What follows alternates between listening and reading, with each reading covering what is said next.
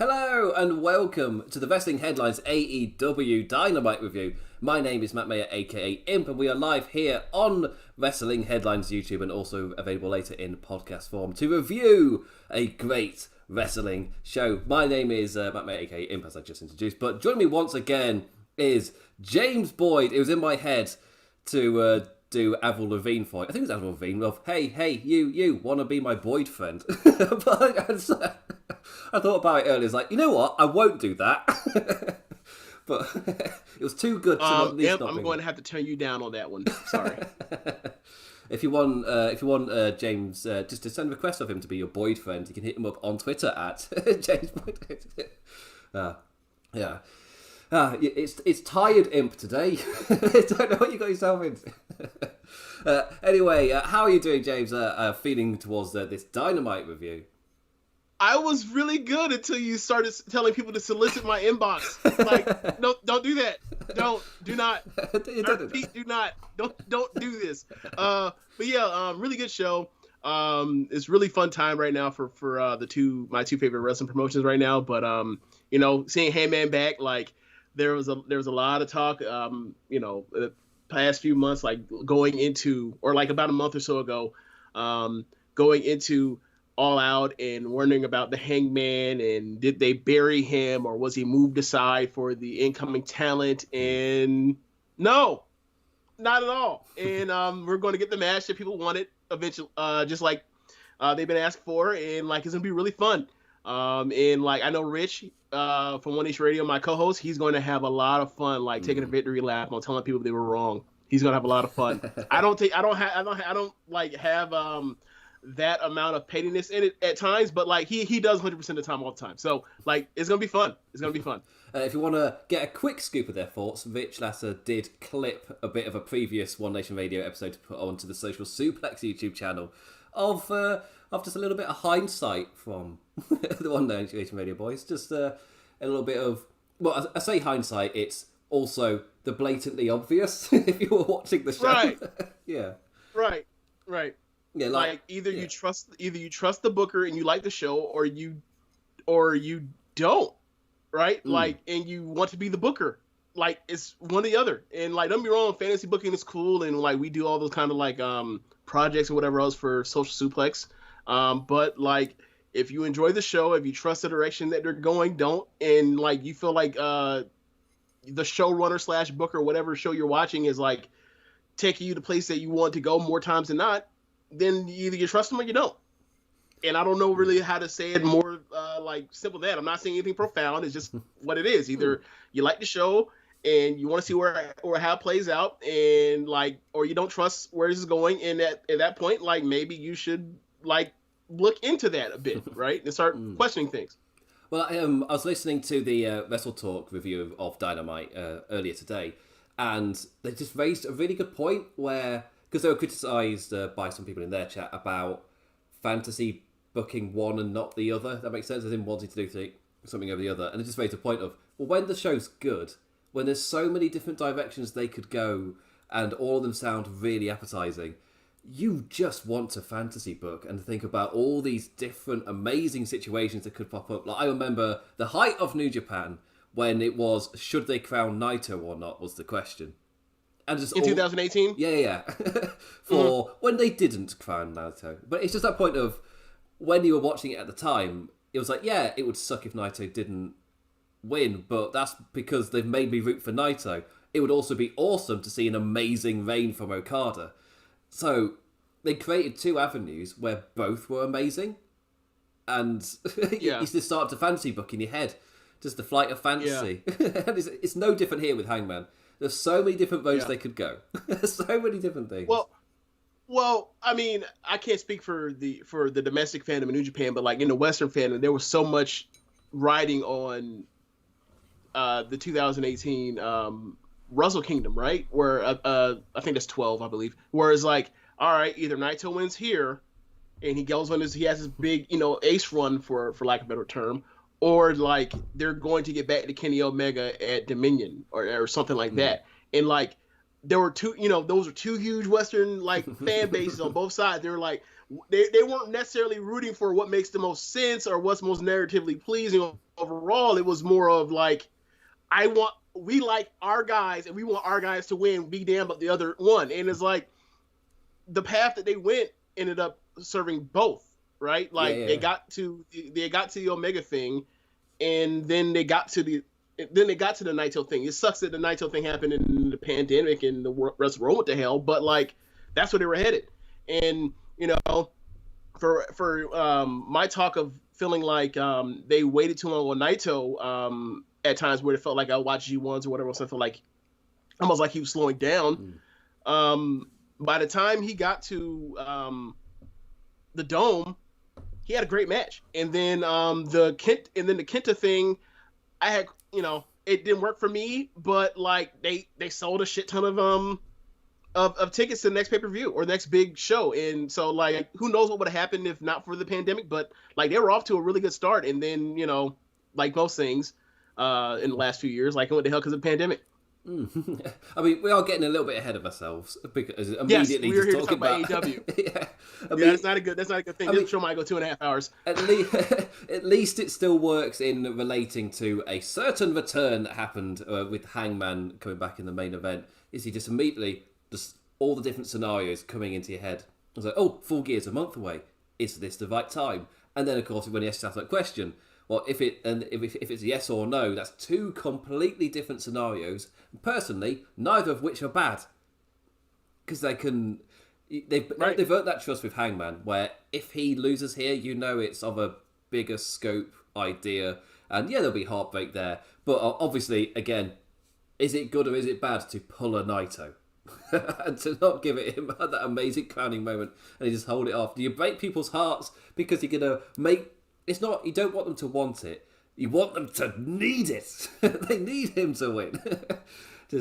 But yeah, I personally, maybe it is time. But again, getting ahead of myself, because this all happened in the main event of an absolutely solid second-year anniversary show. Just amazing. I made a note earlier when it got to Shida versus Deeb, which I noted as like, oh, this is the match before the main event. Normally I'd write, oh, it's a shame to see the women in the death slot position before the main event. But I was like, but wait a second.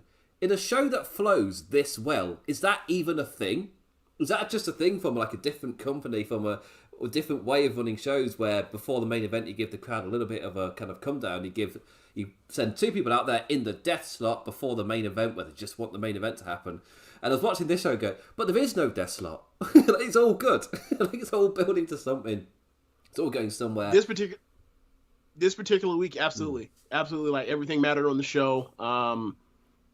Like I could do without Matt Hardy at times, but outside of in HFO, to be quite honest, but like for the most part, like everything that was on the show, like it mattered. It needed to be on there.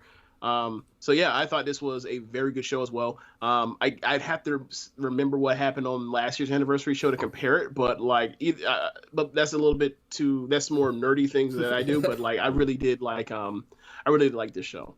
Yeah, absolutely solid show, especially when I've coming off a Raw review where I was just like, it doesn't make any sense. Like, let's just. You're on the red one now. Oh, well, this one's on the blue one now. Oh, they put that on the blue one, did you? I'm going to put this one on the red one. That's not exciting television. It's like for 3 hours. Then we come to this show, which is just the thing. I think I brought us up last week. It's the thing of where you see the back and forth on Twitter, the good faith, the bad faith arguments, whatever. But then I just turn on AEW. It's just a fun show that makes sense. And there's nothing more to it in terms of entertainment. It's nothing really. I don't find. I'm not born for Twitter. I have the take of, it's not bad, it's fine. Or the other take of, I'm sorry, I don't have enough information to answer that. Which is not how Twitter works. Twitter is immediate opinion. Either it's the worst thing ever or the best thing ever. Not, sorry, I need a little bit more information to form an opinion. No, form one now, Matt. Form one now. But with AEW, it's so easy to watch. It's just a fun show. And then I go online and it's like, oh, well, this was crap, this was awful. Like, what you complaining about that, but not about WWE? It's like, it's just a fun show, guys. Like, seriously. It's like, does it really matter? But I think that's the thing I like most about AEW. It's so easy to watch. It's just an enjoyable show. And then on top of it, it makes sense, which isn't that big brain concept. It's not a massive thing. Most things on TV make sense in their own world. It's a unique thing to the one promotion that just happens to have been giving the narrative of what wrestling is. So now different things come along, doing things just normally, just nothing crazy. It's that's my hot take is that it's enjoyable TV. That's my hot take. My hot take is I don't understand the craziness. This is an enjoyable show. It's fun. That's as harsh as I get with my hot takes. I'm so mild. I'm not built for Twitter. It's not for me at all. I can explain myself with paragraphs. That's fine. I've got the wrestling headlines gig. That's all right. Anyway, before I drift on into more tangents, so we actually talk about the casino ladder match. Let's actually get round to it. So, the main event of the show was a casino ladder match featuring 7 all completely over in their perfect ways, and all had amazing spots in this match. All featured absolutely perfectly for the rhythm of the entire thing. Everyone got their spots in. And the thing that hit me as well is they had 7 people in this match. They opened with an 8-man tag where everyone was also over. As in, that's 15 people across 2 matches, and they're all incredibly over and feel like massive deals. Never mind what we had in the mid-card with so many young, incredible talents mixing with the veterans. It's like throughout the show that seems to be a running theme. And then we get to this, and it's another large set of completely over talent. It's like, this is just, you're reaping the rewards of consistency here. It's just that, and you really feel it in a match like this, where suddenly characters who don't really mix together start to have a little bit of a mix.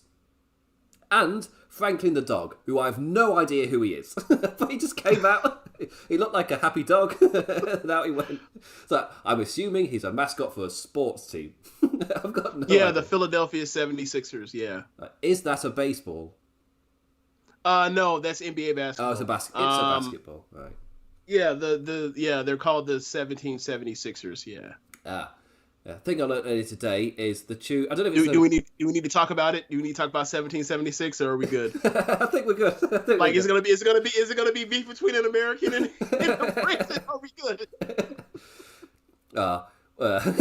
I mean, I am of Irish origin, so my family isn't. Yeah, you don't care. Yeah. So my family is. I think my dad was the first of his generation to be born in England. So I'm only second generation, really.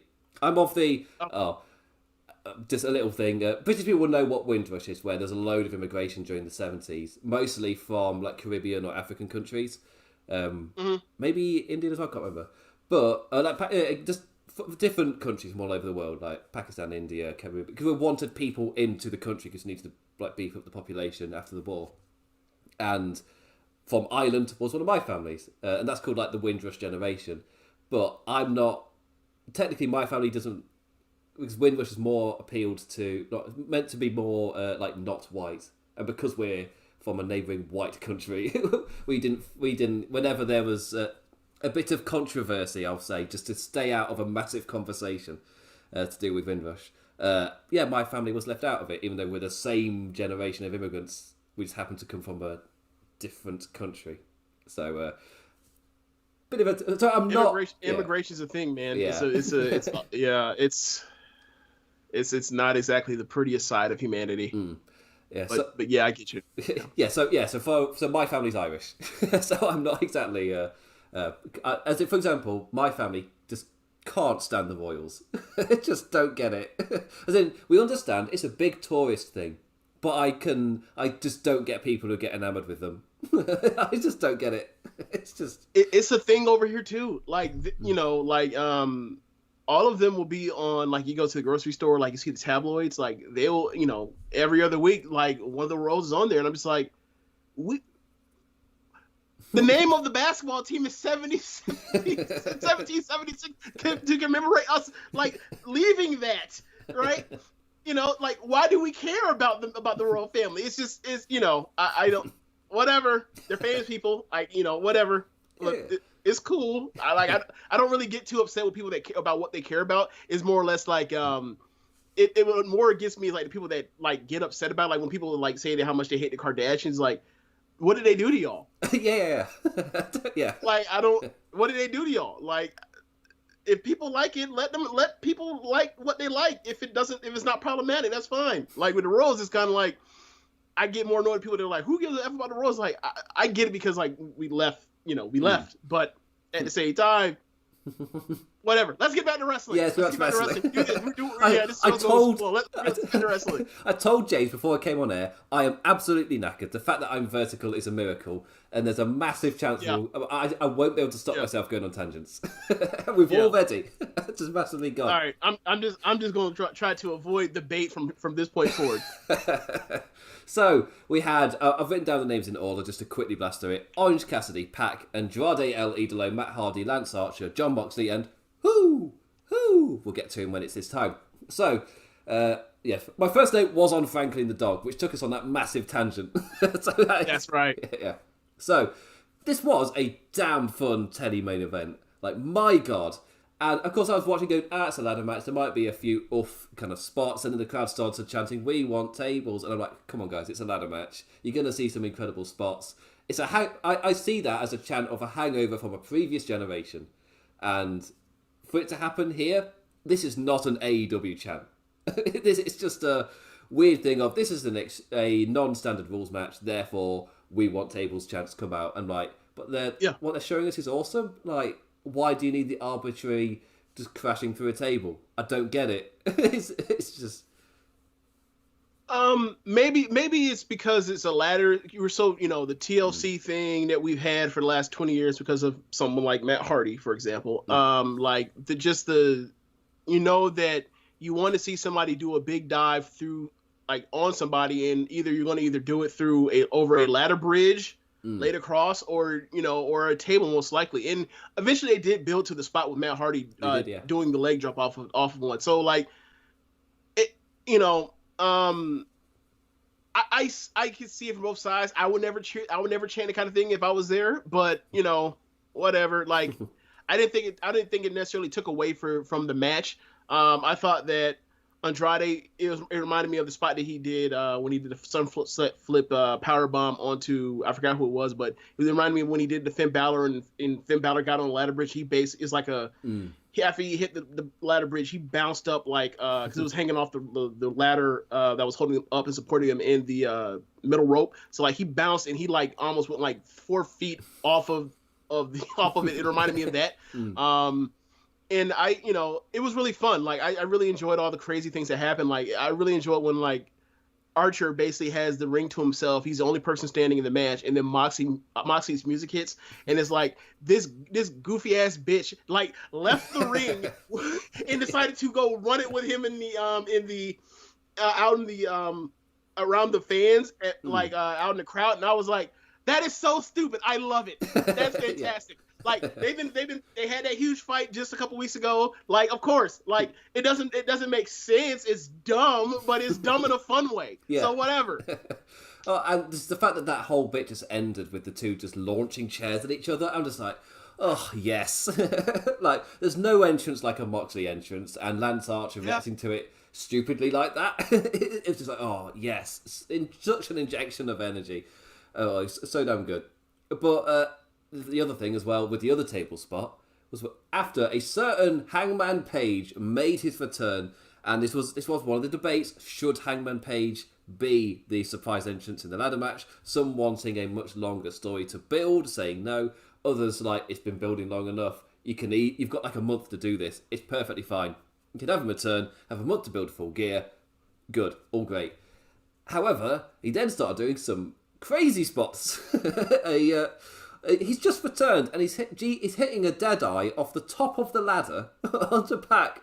It's like, and this is the type of thing where I'm like, I wasn't expecting any spot like this. I was like, oh, it's a ladder match. It's on TV. As in, we can get chaos kind of going. They can brew that really well, get some nice character beats. But I wasn't expecting any like crazy spots. Then the final sequences started to happen. Oh, Jesus Christ. Oh dear. It just got worse and worse as the match went on. But yeah, that Deadeye through the table was easily the craziest spot of the match. And as he was doing, I was like, okay, he's gonna flip him over so he lands, more or less flat back. And then you see him land. I'm like, Jesus, Pac, I know you wrestle here like once a month, but like at least like protect yourself as if you have to wrestle like next week. Like this is crazy. Yeah. You that is that is one of those like you do that spot for like this is the biggest match in the main event of like the year that I'm doing or something like that. Like for the season. That was one of those kind of spots. It was crazy. I had made a joke with the guys in Social Suplex, like it feels like I only see Pac like once a month in AEW. And like at this point, if he's only gonna be here once a month, I guess he has to get on the plane and go back like with hurt like that. But I commend him because that was crazy. That was crazy. He is absolutely crazy. Out of his mind. And the Matt Hardy leg drop to the outside as well didn't look like a comfortable landing for him. It kind of just onto his back a bit, and like weirdly, like oh dear. It's like it was an awesome nostalgia kind of feeling moment. Is that I like it when those moments happen during these chaotic matches, and somebody just does the pose that means the thing, and you just travel back in time. You just know what this means. It's like yes. When he hit that, it was like he was in his 20s again, and then he hit the move, and he's like, you're not in your 20s, are you? No. Oh, no. It's the excitement of being a wrestling fan. It just all wrapped up in one perfect little image. And another thing for this match as well was just the realisation of all the different characters that play, just the different poses that we haven't seen, or ones we've not seen in a while, like Cassidy and Pac opening the match. It's like, oh, that's such a good pairing. Then 1 minute later, Andrade is sunset flipping, power bombing the Geordie off of the ladder. And then we get Andrade and Cassidy. And I'm like, these two are also amazing together. It turns out the Luchador stuff with Andrade, he put that with Cassidy. It's amazing. Just the little spots that they were doing. That was fantastic. And the fact that this was also the second time during the show, because the opener was the same, where I just like, oh my god, all these different pairings. And they're all amazing. They're all fantastic. It was just evolving as the match went on. None bigger than the final two, as we had Jon Moxley and Hangman Page climbing the ladder, and we've got a slowly going a bit more crazy Jon Moxley, and slightly infused by the crazy 3-month-old daughter, seems to be just sending him into a different kind of rage. But if you're going to turn some guy a little bit, you don't have to go full heel, but if he goes a little bit more heel, I think going a little bit deranged from a young child driving him crazy is a bit more of a unique kind of human kind of way to lose your cool a little bit as a wrestler. Like, run with it, Moxley. Run with it. But the fact that it was those two at the end, and Moxley was just like swinging a chair at him, it's just like, no, absolutely not. And the crowd booing Moxley as well it proves you've 100% chosen the right person. It's a really good test that. Is Hangman Page the correct person to win this match and go challenge Omega? The fact that he was so cheered that Moxley was getting booed, that's it, proven. End of. Yeah, go with it. He's still over. He's still popular. Go for it. And it was an amazing ovation. Just everything to do with Hangman Page was incredibly over. And just some of the explosiveness as well, just that reminder of what his moveset is like. As like, there's one point where Lance Archer was alone in the ring again, just setting up a ladder, and then just explodes with a buckshot lariat. It was just so damn good, just completely changing momentum as like the match was breaking down. But yeah, and this obviously sets up Hangman Page versus Kenny Omega. They've just said it will be for an AEW World Title match. They've not given any dates when this would happen, but Full Gear is just a month away. And it's Hangman Page, the man who the pay-per-view is named after, and it's this whole massive building story of Kenny Omega. I saw somebody on Twitter saying, oh, it'd be really nice if they did like over the next couple of weeks, they started doing like video packages just informing people of the story of Omega versus Page. And somebody's replied to it just like, I generally believe that might be too much. Like, how do you condense this to actually make it make sense? It's kind of drip feed the information across. Maybe just show them in the interaction, show the animosity. That'll do. Again, so many different roads, and when they've built it up so incredibly well, you just trust them that the next step, whatever it's going to be, is like better than anything I could come up with. Whatever they come up with, I'll go, no, prove me wrong again. That's the way you should go. So yeah. Anyway, yes, James. Yeah. What do you think of the match? Hangman Page. just to take off from that. Oh yeah, I mean, Hangman. I'm glad he's back.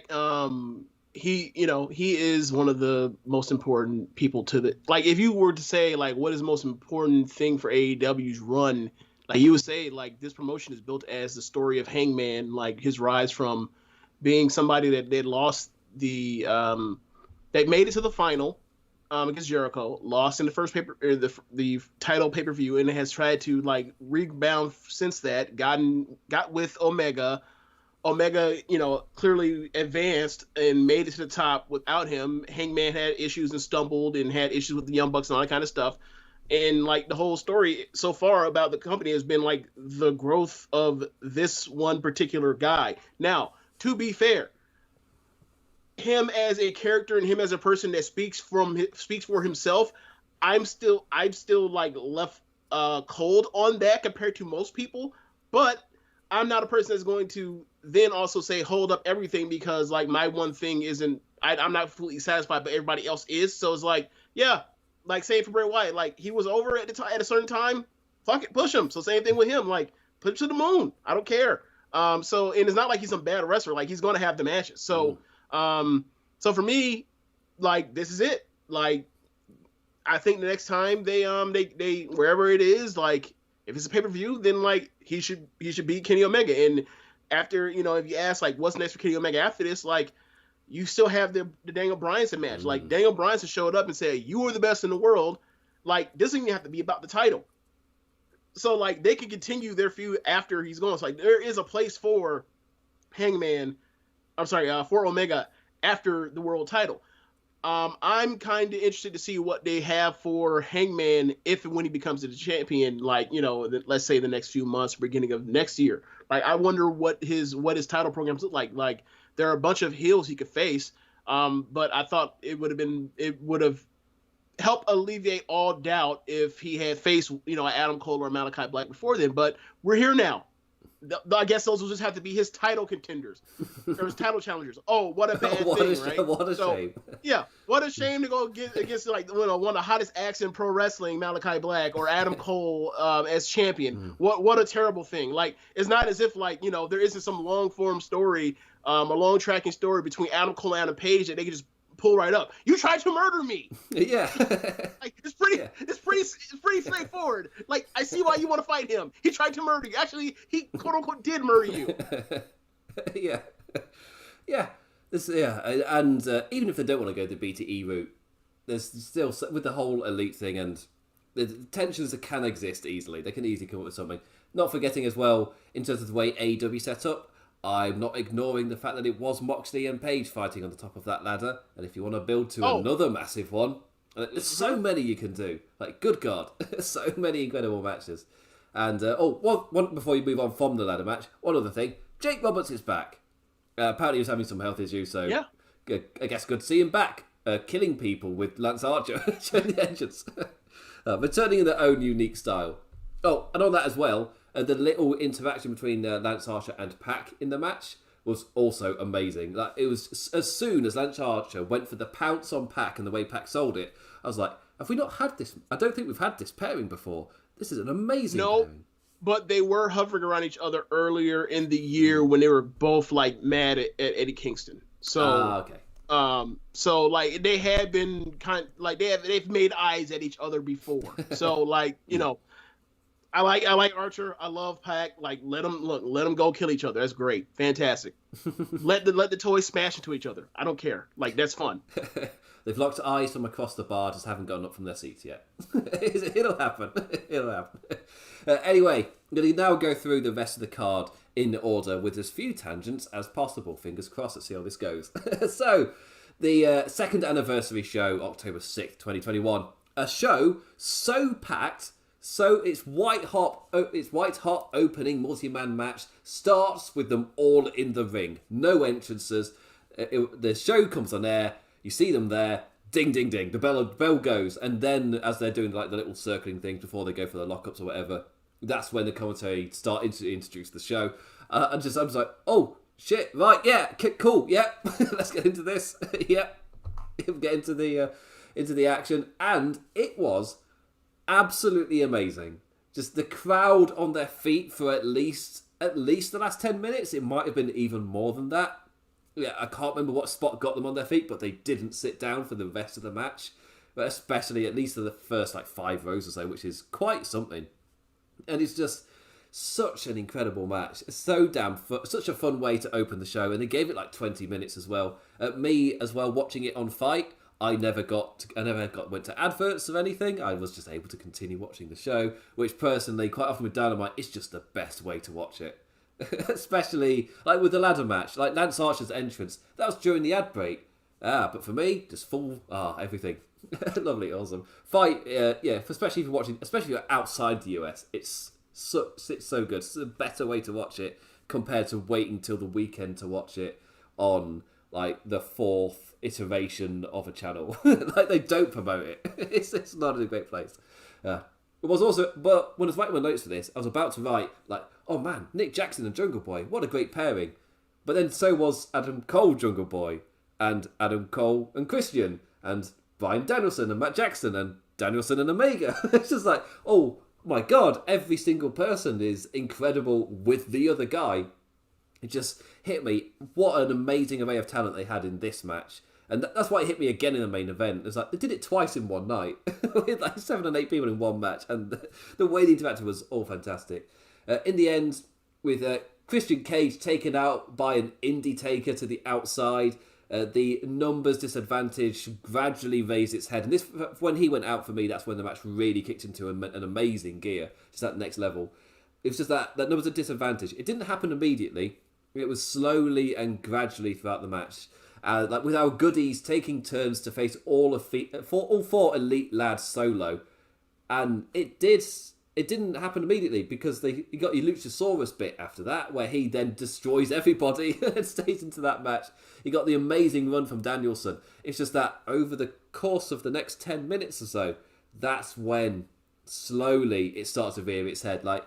They would have an amazing run, but as soon as they get taken down, the next person comes in. Eventually, you're going to just get more worn out. And the 4 guys did end up getting that victory. An amazing final spot with it just... Also, there's little things for Danielson as well. He locked in the mutilation on Kenny Omega in the middle of the ring. It has to be broken up by, I think it was Nick Jackson. And just little notes for that to set up lots of things as well.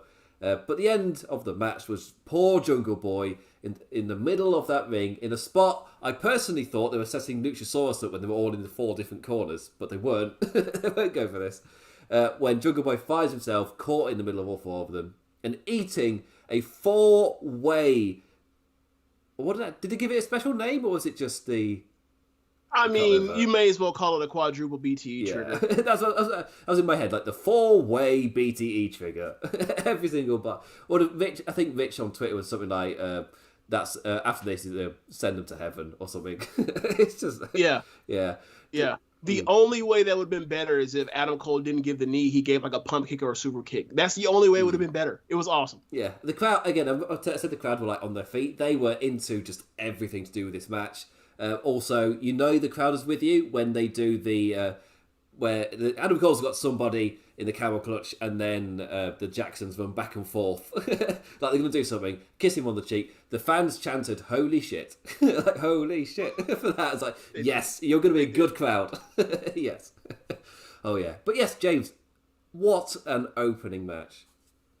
Yeah, a great match. You mentioned you thought about all of the matchups that were there when you look at Jungle Boy and you see Adam Cole and Kenny Omega and Nick Jackson.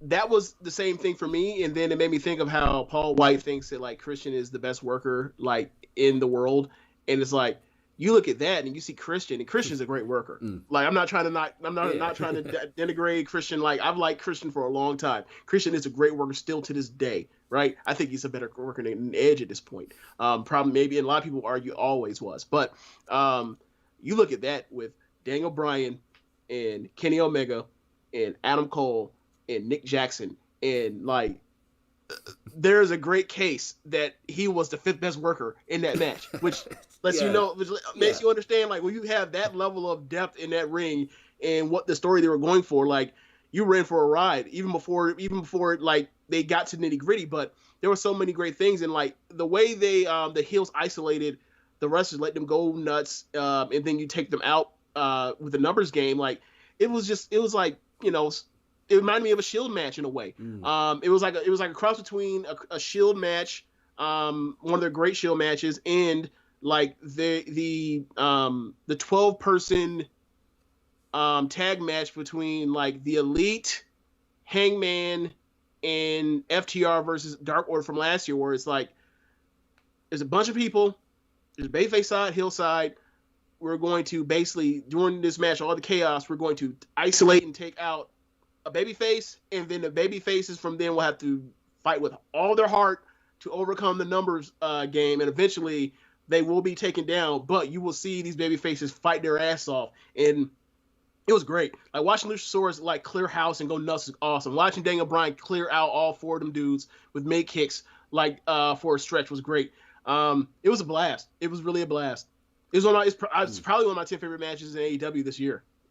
Just the next iteration of Sam's top 50 AEW matches. It's not going to be any easier.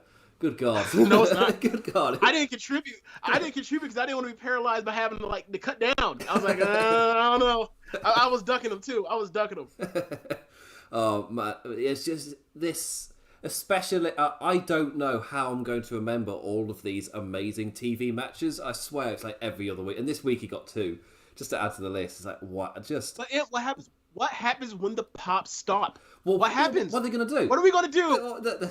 They're in so much trouble, James. Like, what are they going to do? Like this week's show, like God, like it's like, how much was the crowd into? It's like, oh, it's just like it's just like you tune in, you watch the segment, it's like, oh, they haven't got any major pops in here. What are the crowd going to cheer for? Turns out, absolutely everything. It's just so into absolutely everything across this show. And we talked about it earlier. It wasn't just like this. It wasn't just the bookendings for the show with the multi-man matches. The whole show had such a great flow to it. To that point I was making where there was no death slot. Technically, what was in the death slot were promo packages. And if it's just to bridge that gap, and I'm just looking at it going, yeah, why don't you do? Why isn't this the norm? That makes all the sense in the world. Instead of just putting wrestlers out there to have a match that means nothing, why not just play promos? It's like, it's not genius. It's just logical. It just makes sense. So, incredible opening match to what it was for me. Like, I don't normally rate shows. I normally give a little sentence, something just to sum it up. But for me, my sentence would be, this is a 5-star show. Because I can't, everything just served its purpose and moved things along perfectly. I don't have any criticisms for... If they do, they're minor for all the different segments. They all built something, they all led to something. And in terms of a show for TV, I don't need it to do much more than that. I got 2 incredible matches, and then other matches I really enjoyed that all moved things along. All added something. So, yeah, well done. Well done. Anyway, now to move on to the next segment. I could talk about this match for ages. I just love it so much. Anyway, after this is when we got Jon Moxley with a great little promo. This way it's going is 3-year-old is sending him insane. She's crazy. So, yeah. But he wants to get crazy with ladders, Philadelphia. Let's get crazy. And he sure did, just immediately, with Lance Archer. It went absolutely mental. After that, it's time for the bit. Am I too tired to do this? We'll find out. It's CM Punk. There we go. Nice and sweet. I can't do the next transition. I'm too tired. Anyway, it's CM Punk. And the segment was so short, it's not worth me doing any more than that on the guitar. He came out, he had a nice little thing to Philly. I do like him every week just teasing are you bored of this yet? Can I be a heel now? Can I do some character stuff? Or we find just doing the little, I'm back parade. And the fans are, it makes sense. Every week is a live, gauge reaction of, are you bored of me doing this bit yet? And so far the answer is no. Just everywhere they go, just love him doing it. After teasing buying everybody in the arena cheesesteak, he challenges Daniel Garcia to a match on Rampage. And yes, he is the absolute perfect opponent. And I brought this up earlier. AEW set up or had on this show so many matches featuring veteran talent and up-and-coming ones for the future. It's all over AEW right now. But what are they going to do once the pop stops? it's just setting up that next generation. And they've got an absolutely... you can see the cycle starting to be built, where you got those young up-and-coming guys. You got those 4 pillars that MJF was talking about. Well, in 3-4 years, they'll be the actual top guys within like 4 years or so. But then you got people like Dante Martin, who they are already building up to be the next young guys to be there, and Daniel Garcia as well. Like, no, they've not only have they got their 4 pillars of the future, they've got the 20-year-olds in line to be the next ones. It's like just setting themselves up for the future so incredibly well. And you can just see the vital experience they're getting from these veterans they brought in. Because again, they brought in the veterans, which did get some nice pops. But now they're using their veterans to really help the young talent. And I can't praise the usage of them anymore. Like, well, just perfect, absolutely perfect. Then at ringside, he gave a kid at ringside dressed as Orange Cassidy his pair of Jordans. That I happen to have watched the YouTube video of him buying, and the whole point, the reason that I saw it is because it went viral on Twitter. I say viral, like 1,000 interactions or whatever, of CM Punk buying those trainers for like some form of series. It was shared on Twitter. Those trainers were worth $1,800. And the reason that the video happened, that it kind of exploded, was because it was CM Punk's reaction to that, as he's somebody comes from like humble beginnings. He doesn't spend money on things like that to that amount. He like spends money because you build your habits of the way you grow up, and that I'm somebody else. I run my trainers into the ground before I buy my next pair. Like, I am not frivolous in that department at all. I'm very one pair of trainers, not one pair of shoes. That's crazy. One pair of trainers. I run them into the ground, then I buy my next pair. And I had the same reaction as CM Punk, where the guy at the till was like, right, that'll be $1,800. I was like, I'm sorry, what? These are shoes. That's insane. But it was like for a YouTube video of, I guess, people buying shoes. I guess there's a YouTube video for that. I am not that market, like, at all. Oh, there are a bunch of those. Like, I don't want to get into the shoe selling market, but like to get a new pair, like, okay, so Jordans, for example, right? Like, if you were look to the parallel for that right now, or the analog for that to modern day, compared to when Jordans were out in the 80s and 90s, you would look at like LeBron's and Kevin Durant's and Steph Curry shoes, right? Like, the markup for the prices of those shoes are so much higher now because there's a huge secondary market for buying and trading the shoes or whatever. Like, they people buy these shoes almost like they're like trading cards for sports or like Pokemon or Beanie Babies. Like, there's a secondary market for them. So like these shoes get bought quick now. So like Jordans, like when they first came out, or the retro shoes came out like 15 years ago, they would be like $300, and then you would think like, damn, like $300, like the shoes, like I can go get a pair of Kobe's for like $150 or something like that. Now, almost everybody's shoes go for $200 or plus, and then we're like the like the Young Bucks shoes, if you will, like the designer type of Jordans or whatever else, like they go for upwards of $1,000. And for me, it's like I think the shoes look cool, but like that's not really my thing or anymore anyway. Yeah, like it was really cool. Just to get transition from that, like I thought it was really cool that he did give the kid the shoes. And when he talked to him before he went into the ring, like I had a thought like something was going to happen with him. And then once he took shoes off, it just popped off in my head immediately, and I thought of like Bret Hart giving the kids the sunglasses. That's the first thing I thought. Yeah, just don't tell the kid the value of the shoes. They're just shoes from a celebrity. That's a nice little memorabilia for him. He doesn't know that he's holding just shy of $2,000 in his hand. Yeah, like it's the nicest thing in the world. Like that's another reason why like I love like players in NFL or in NBA. Like they see kids and after the games, whatever else, they give them their like their shoes or their spikes or their cleats or whatever else, or just cause they're like, hey, y'all love the game. I'm kind of a way of giving back to give people reason to a little moment or whatever else. Like, and that could make a kid's day. So that's really cool. I've always liked that kind of stuff. Always. Speaking of having a little moment, Arn Anderson. Right, is he? Is you're having a normal one on? It's just so an Arn Anderson promo, having broken into Cody's backyard, may I add, burning Cody's suits in a can as a symbol of him throwing the Nightmare family away, and Cody's like, "Wait, Arn, what are you doing?" it's all that symbol. Like your career is just not you're thinking too much about Hollywood and you're outside of wrestling projects. I'm happy for you that they're going well for you, but your wrestling game right now, like, you are not doing well.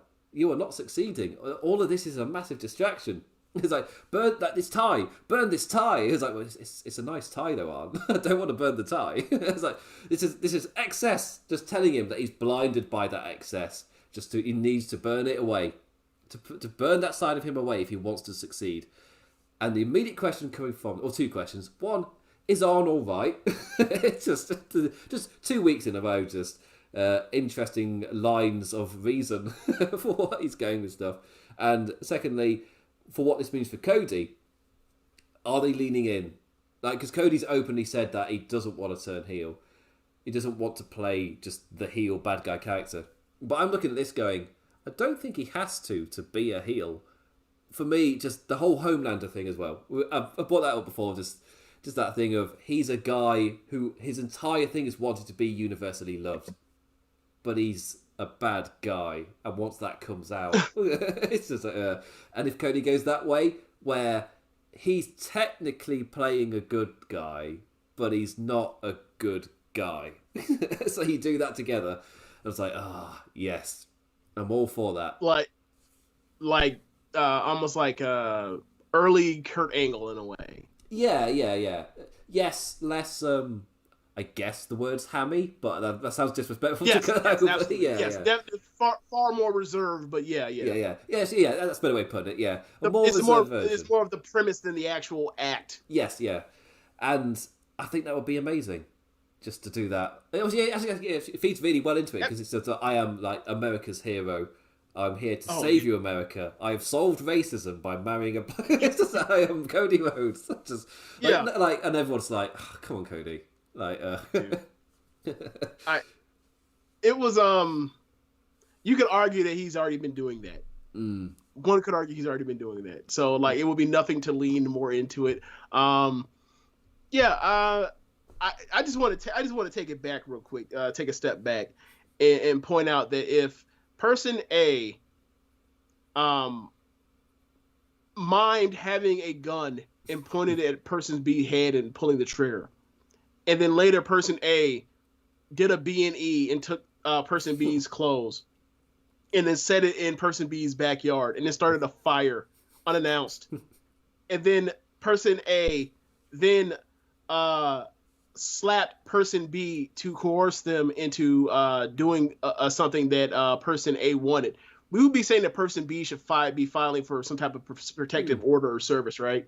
Yeah, 100%. So I understand it. Like, basically, I'm kind of figuring out like what is Arn on, because like he's wilding right now, and Cody clearly looks like, I don't really want to be doing this, but like.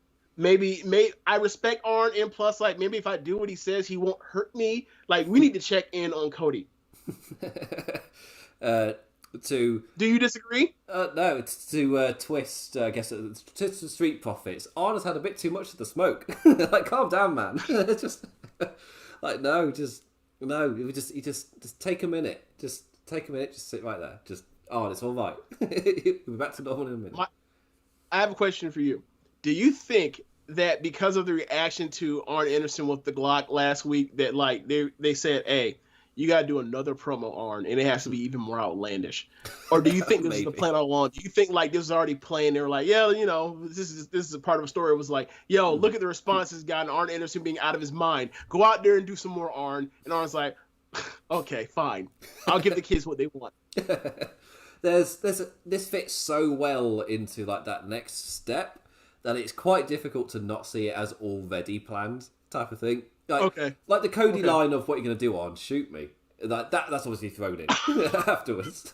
It's just with that. It's like obviously that would be your reaction after last week. It's like we know this isn't a do you reckon like Arn's one of those people who might have a gun in the truck? Because like no, he told you he's got the Glock. That is it's a different situation now. But yeah, just the fact that there's so much spinning off of this, both jokingly and there's like there's actually interesting lines I could go with this. But they're definitely leaning into it. It's so absurd that it's hilarious. Yeah. Just if they keep ramping up the absurdity, just Arn is like in his retraining of Cody Rhodes with this it's crazy. He doesn't have to make him do anything crazy, but his reasoning and his metaphors just like, what are you talking about, Arn? No. Obviously not. But in terms of Cody, like there's two different roads they can go with this. This can either be Arn is correct, and he helps give rebirth to the American like nightmare or dream or whatever for Cody, the American superhero in Cody Rhodes, whatever it may be, or it pushes Cody a bit more down the heel side, especially if they lean into Arn's a bit mad. Then he can easily twist that, use his promos to really get that across, and that's leaning into it as well, especially as it's going to take a lot of time and effort to get the crowd to swing back to Cody. Because right now, that crowd wants him heel. They are not cheering him as a face. And if there's one thing I trust AEW with over these past 2 years, whenever a crowd has given them a response to something, it may not be immediate, but they do lean into it. They do adhere to what the fans have said. And this feels a lot like that. Especially with the way Cody was acting in certain matches. Like I picked it up last week. The way Cody was in the match... That's a man on a slow heel turn. Just the way he was just disregarding teammates and things. Even if it was just to set up this current one. It's leaning that way. And I really like that. All for it. Quite really exciting times. For that. So I say really exciting. To AEW standards, this is just standard good character stuff. it's like nothing crazily out there. Anyway, let's move on to the next match. The TNT Championship. Sammy Guevara versus Bobby Fish. Immediate reaction. Red Dragon's music for Bobby. Oh, yes. It was so good hearing that theme again. It's like, yes. It's a shame we'll never hear him walk out to the Undisputed Era theme again. But I forgot how good the Red Dragon theme was. It was like, And the fact we'll be hearing it relatively often with AEW announcing that Bobby Fish is All Elite as well earlier today. It's like, yeah. Good for him. Good for him. Like, slowly but surely, like, the brightest guys from NXT just falling over to AEW. It's just like, Aleister Black. Malachi Black's gone over. Andrade's gone over. Who's next? Joe Gacy? Or is it going to happen? I say that because I'm not watching NXT, and he's the one guy I've seen people moaning about. So I don't know. I've seen people moaning about him, therefore he must be doing something that's written not very well, knowing what the current state of NXT is. Anyway, Sammy immediately into his first Forbidden Door defense. Talk about a stacked card. Really hit me when this match came on. The champion in the end retaining after countering a charging Fish into the Go to Hell. But there were so many great spots out of this as well. James, what did you make of this, again, solid match on AEW? I really like this match. I think the thing for me with Sammy is I think at times his striking can be like not convincing. So like to see him in there with Fish and to see them, basically giving it to each other, I really enjoyed because obviously you can see the things that he can do and the things he's done with someone like MJF or someone like Darby, for example. But given how he looks, just in the looks department, and given like his build, like I think it's natural for people to want to root for that dude to be in a fight and watch that dude fight. I'm not saying he needs to be some underdog babyface, but like because he's a champion. But like I think people would dig rooting for that dude to fight. And him versus Miro, people really got into it. And him versus Bobby Fish versus a quote unquote grown ass man. I thought that was really fun, and to see them like hit each other with kicks and knees and elbows and forearms. I really dug it. I really enjoyed that match. You mentioned the amount of people in NXT that seem to be coming over, and I was saying because like there's a takeover afoot. But we'll keep that on the low. But like, my favorite thing from last year, not just in New Japan, but also in NXT, was on the low, unofficially, they had a Never division of their own. And like, you look at people like Thatcher and Ciampa and Fish and O'Reilly and Strong. They had their own clique. Balor as well. They had their own group of guys that just like tough, grizzled people that go out here and having hard hitting matches. And like, when Fish got released, I was like, I would like to see him in in AEW, because he can add some oomph to a card full, or not full, but like a card that leans towards the younger guys, doing a lot of flippy stuff, and that would give them more credibility in the ring for some of the naysayers or people that need a little bit more variety in the general house variety of the matches. So like, I wanted him in, and I'm glad he had that match, and I wonder where he's going to fit in. But it is something when you think about it in retrospect, like the day he got released, Bobby Fish, is the same day that Adam Cole met Vince to have his talk about pitching him about the main roster or potential of re-signing a contract. And like, I'm not saying for sure that's when the plan was hatched or whatever else, but what I will say is, like, I'm sure they had to have talked about their futures collectively, their friends. I'm not, so like, I wonder, it's interesting to think about that. And I'm not saying anything like they're big schemers or anything like that, but I think it's interesting to wonder, like, how that went once the news got spread out. Like, Adam Cole's there, his contract he thought was going to run longer. It's not. They're freaking out at the company. They don't want to leave. He's going to meet Vince. Vince is, there's been rumors about what Vince and everybody else pitched to him. And then like, he sees one of his, someone that was in a stable with him for multiple years in WWE, like get shit canned. So, I'm just glad that there's a place for him that's not just going back to Ring of Honor. So I think that's cool, at least. And he's a good worker. He's going to be like, he's going to have a lot of things to do. Like the way they put Daniel Garcia to work is how I imagine they're going to put Bobby Fish to work. Oh yeah, just like another vet for this AEW roster to learn from. Like, he's another hand which is going to be so instrumental in developing these young guys. And it's also crazy because I was like, why they couldn't have used Mercedes Martinez and Bobby Fish like to teach the youngins in NXT? Yeah. What? Because as soon as they released, like, both of them, especially Mercedes Martinez, as soon as they were released, I'm just like, well, surely AEW signs them up because they're going to be so incredibly helpful to their young talent. And they were in NXT, which is a place where you want to help your young talent. It's just like I don't quite get these releases.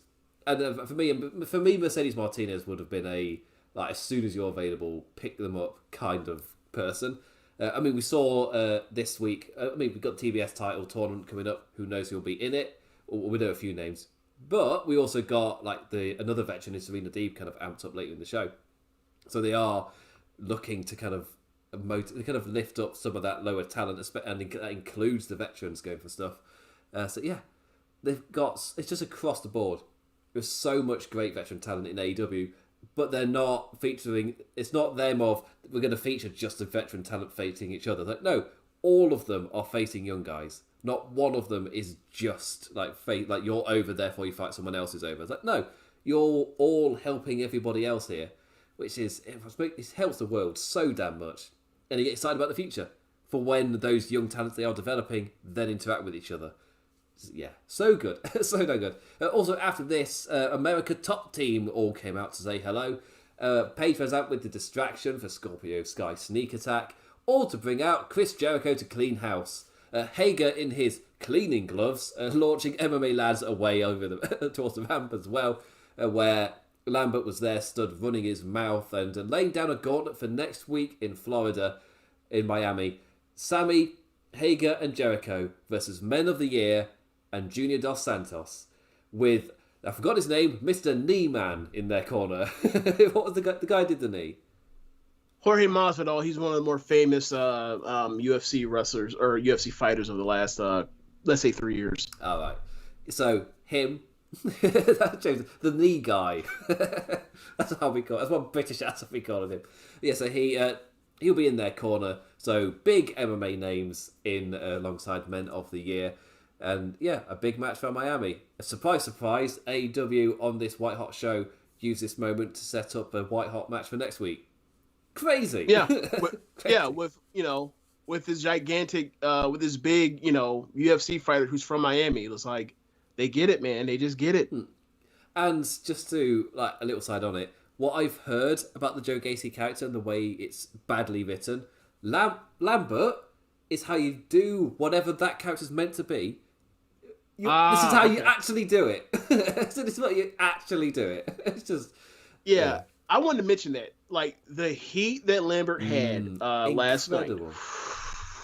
Like, I know some people think he's doing a shtick that's tired or whatever else, but, like, it may be so, right? But it is working. Yeah. It is working. And, like, he is always running his mouth. Like, he's clearly doing, like, the stand-in or the proxy for Jim Cornette. Like, Jim Cornette could have done this. Right? Like, maybe not with the UFC fighters, but, like, it is more or less, like, the criticisms that are the ones that aren't, like, ridiculous and over the top that Cornette has for AEW and the AEW wrestlers. Like, that is what Lambert's doing. And it's fun. It really is. And, like, it's unfortunate because Cornette has, like, screwed up so much of his, like, has screwed up and said a lot of things that he should not have said. But, like, Cornette, like, in this environment would have done so well. He would have done better than Lambert's doing. And Lambert, like, I think he's one of the top promos in the world right now. Yeah, he's so damn good. And the fact that it is alongside WWE's attempt at it, where it's almost, from what I've heard, it's just buzzwords, essentially, of, oh, you say these are the buzzwords of the day, and get all those buzzwords into the scripts. It's like, but that's not a character though, is it? Like, Lambert feels like a real human being who is getting absolutely nuclear heat. And if it's, for me, that's proof that it can't be old stick. Otherwise, he'd be getting those Gacy reactions of, well, I'm sorry, it doesn't mean anything. You're not actually saying anything, though. Lambert's saying something, and you don't agree with it, and that's why it works. It's so damn good. It's so damn good. Like, he knows the audience absolutely perfectly. And this is another character which he kind of saw workshopped in Impact. The way he just came in and he just ran promos just like this back in Impact. And they were I didn't know about that. Yeah, he did. Yeah, he did them. I can't remember who he was representing. But American Top Team came in again. None of the massive names. But, and he just came in, he ran his mouth, and it was great.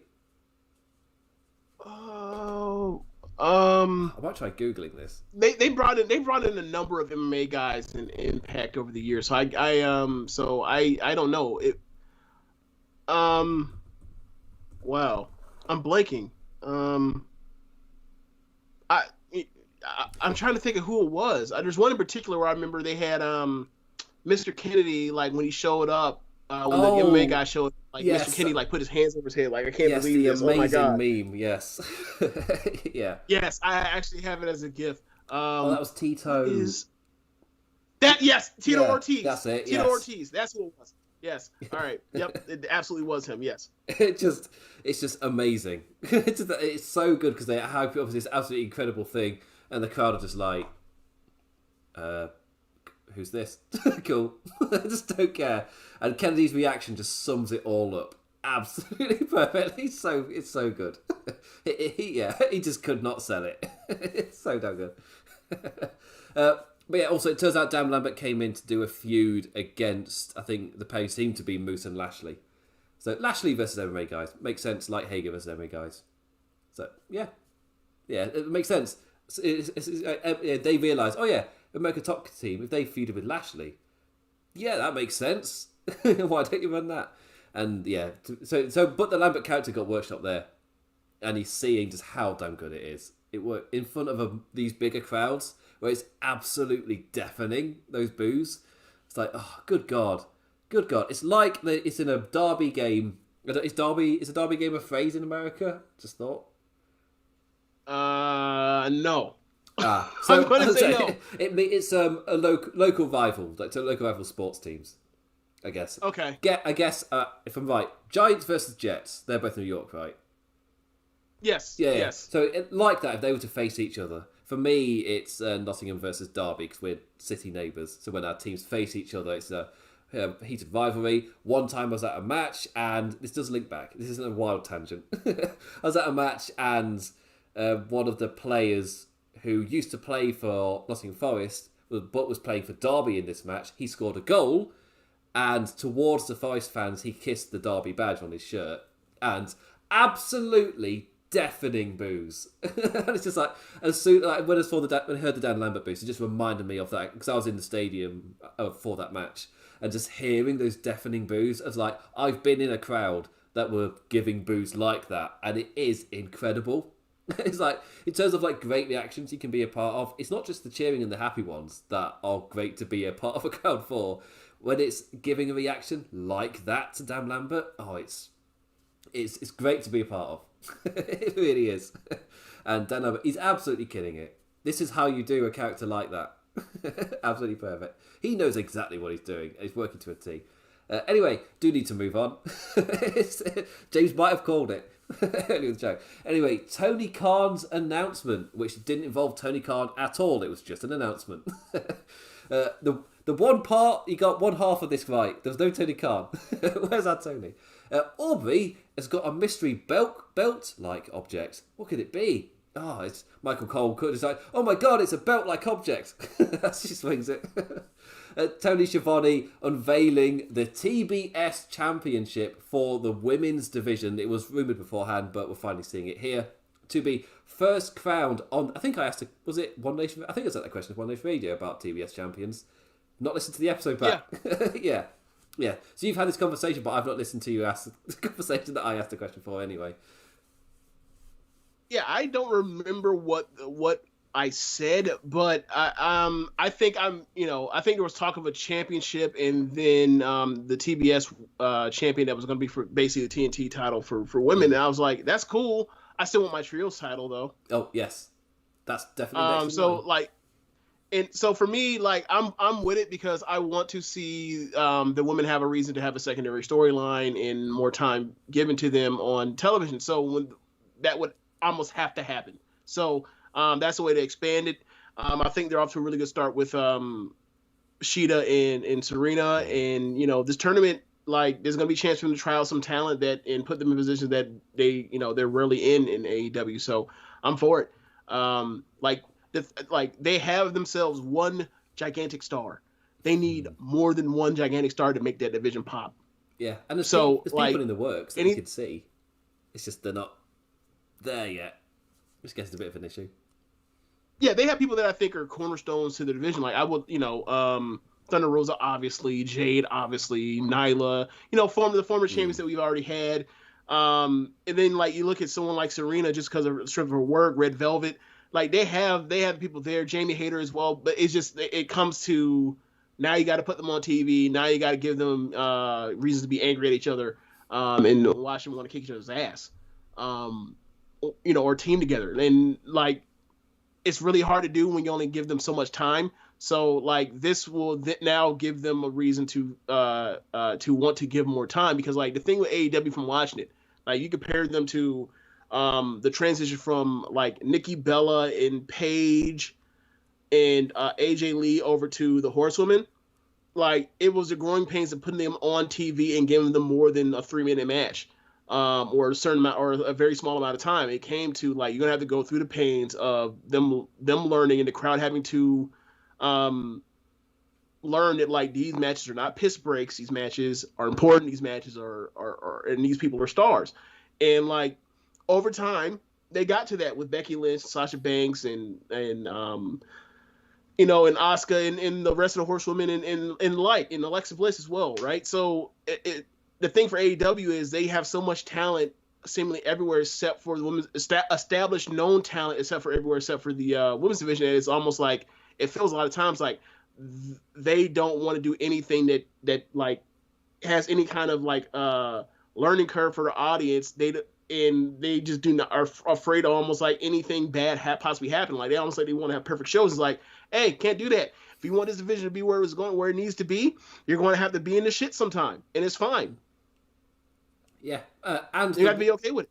Yeah, and the way they're doing this as well is with a tournament, obviously, to build up to crown their first TBS champion. Bracket's not announced, but they had people later in the show giving it. Actually, where did I write the notes for that? They had their giving their like hype promos and entering the tournament. We got Rosa, we got Sky, Soho, and Cargill making their claims, and there were obviously some favourites in there. And it just there are certain people that scream just like these are the perfect people for this title. And for me, to no more so than I guess you got on one end you've got Thunder Rosa, the incredibly reliable talent that's just not been crowd champion, obviously. Then you've got the one for the future in Jade Cargill. I don't know which road they want to go with, and of course there's other people as well. There's such an array of talent, and as I kind of brought up a little bit with Mercedes Martinez, there's also outside talent which may end up in the tournament. Because it's AEW, like, do they give a chance to somebody? Is this purely for people inside the company? But a second title is it's perfect because it forces them to at least give like two different, I guess, women's segments, even if it's just a backstage promo, like they're doing with Britt Baker, where I'm perfectly fine with her just doing these backstage promos because that's kind of how she was getting over in the first place whilst she was injured. Just cutting promos every single week because that's when she got over. That's when she was cutting those amazing promos. Yeah, she got over like insulting the fans and insulting Tony Schiavone. Yeah.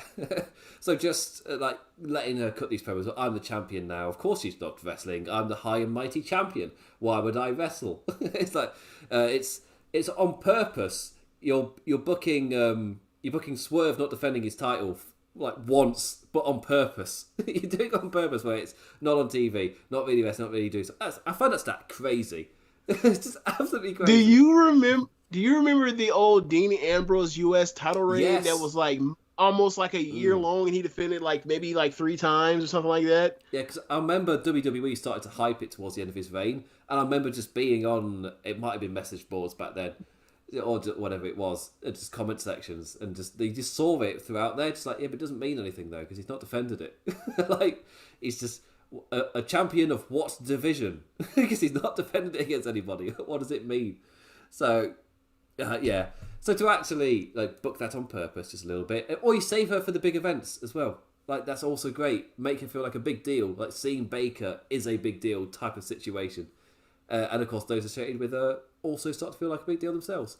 Yeah, but it's forcing them to do at least 2 segments, and they have to focus at least some time on the TBS champion and the women's champion, and that means you get more women featured and more kind of focus on building these titles.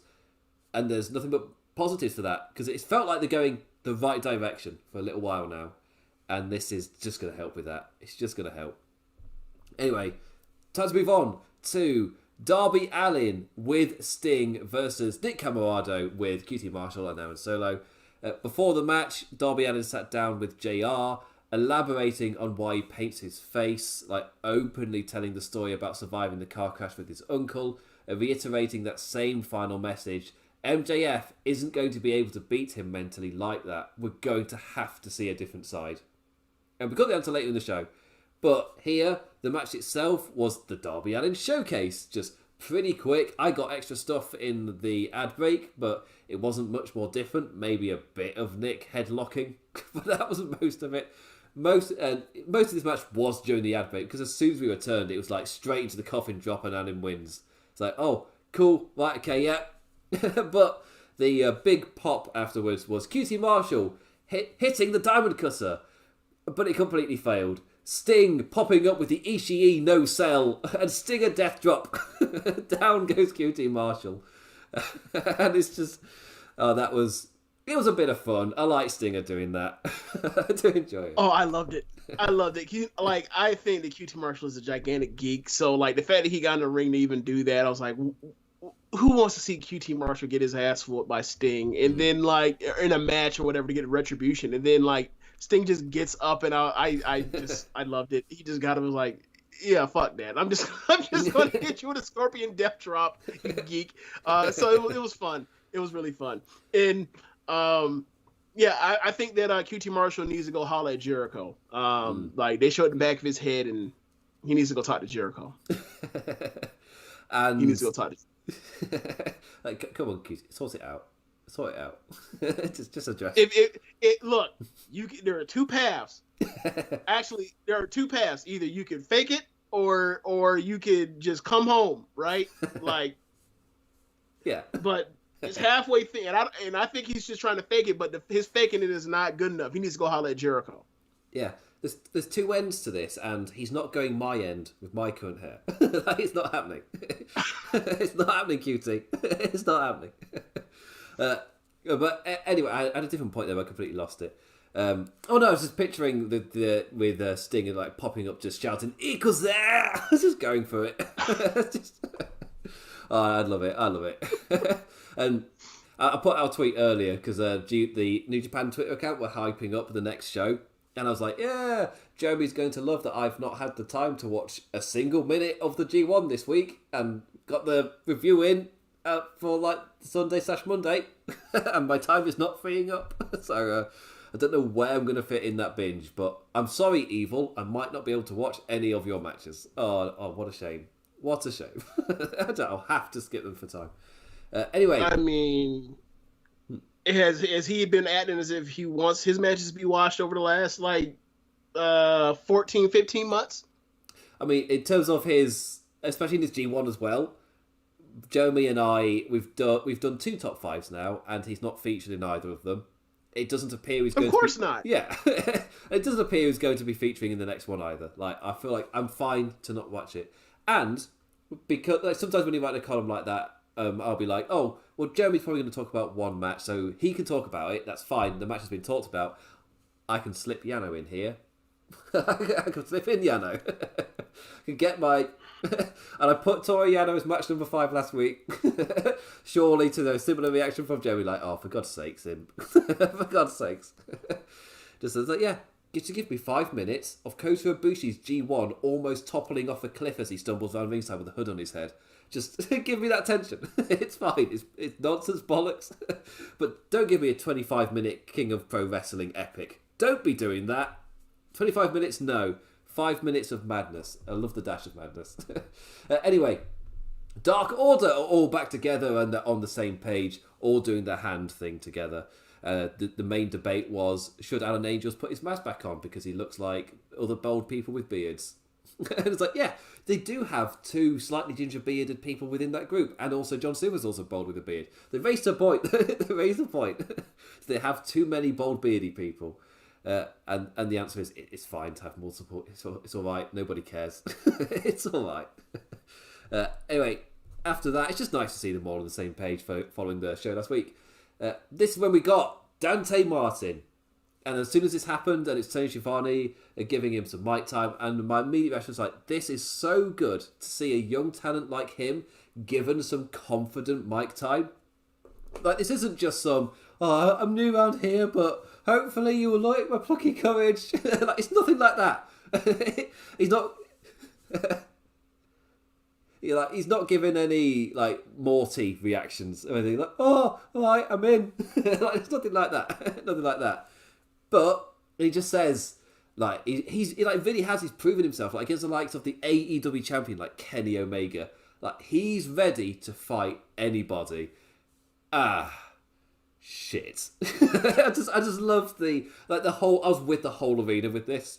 So I was like, this is great to see. Yeah, I can't wait to see who this is going. Oh shit. Just the lights go down, and Malachi Black is standing behind him. Oh dear, you've done effed up. Just a black mist followed by the black mass to Martin. Lights go out again, and when they're back on, Black's in the ring with a microphone, talking down to the ringside man. The House of Black accepts. Beat for beat perfection. I absolutely love this. You muted James. Yeah, my bad. My bad. So, quick question: once the lights went black, did you know who it was? Oh, like not. It's one of those when it goes back. You have that double reaction now with AEW, where it's, oh, who could it? Oh, it's probably him. So I had that double reaction. Okay, so when the lights went black, I was like, "Oh, is it Malachi coming to whoop that ass?" And sure enough, it was him. I have never really thought of Given the occult stuff, like I've never really thought of Malachi or Aleister Black in The Undertaker, but once the lights went out, he showed up and he spat the miss and then kicked his face off. I was like, this is Undertaker-ish without like the lore and like the goofy undead part about the Undertaker that doesn't work if you weren't a kid. So for me, I was like, I really enjoyed it. I really did. And they're going to have an incredible match whenever they have it, given, whatever match you're going to tell, I'm sure is going to be great. Yeah, and it is another experienced veteran wrestler with a young 20-year-old kid. And the experience he will learn from this. The experience he will learn from this quick 20-second match. He'll get in his flippy flips. He'll dodge a few kicks first and maybe score a near fall, but after that, he's getting his head kicked in. It's just, he's not going to win. He's not going to win. But that's not the point. Because somebody, like, this is the idea as well as like you build up Malachi Black to be a contender against Hangman Page. It's like, oh my god, yes. He's the type of guy you build him up until his title match, where maybe he does lose the title match, but you built it up so strongly that it doesn't matter that he loses because both guys are so incredibly over. It's like, right, so damn good. And yeah, this is a nice little carryover of momentum. A guy that Malachi Black can definitely beat, but also it lifts up Martin by having him do this whole angle. So good, so damn good. After that, talking about setting up angles, it was the FT. You've got a kind of like a little like back-to-back thing of like promo videos, and then you got people coming out with talky segments set up like a match down the line. But the FTW champion Ricky Starks, with all of his charisma to a point where he's getting cheered over Brian Cage because his charisma is so damn high. A quick wee bit to kick this feud back up into a match between Starks and Cage, with Cage returning. Ricky reaping what he sowed in running BS about challenging Cage. Like, I'd challenge him to a street fight if he was here. That's what I was going to do. I was going to challenge him to a Philly street fight, but he's just not here. Wrestling 101, Ricky. You say their name, they will run out. Out comes Brian Cage.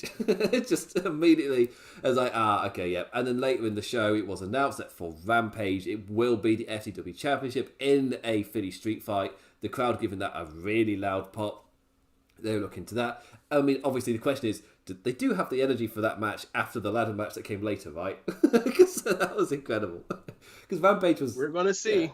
Yeah. They had to be there live. They had this crowd. Then after that, they got to see CM Punk wrestle. They got the Philly street fight. They got Lucha Bros as well, defending the titles. It's like, my God, like the fact they're doing Dynamite and Rampage together, my God, like these shows must feel just knackering and incredible at the same time.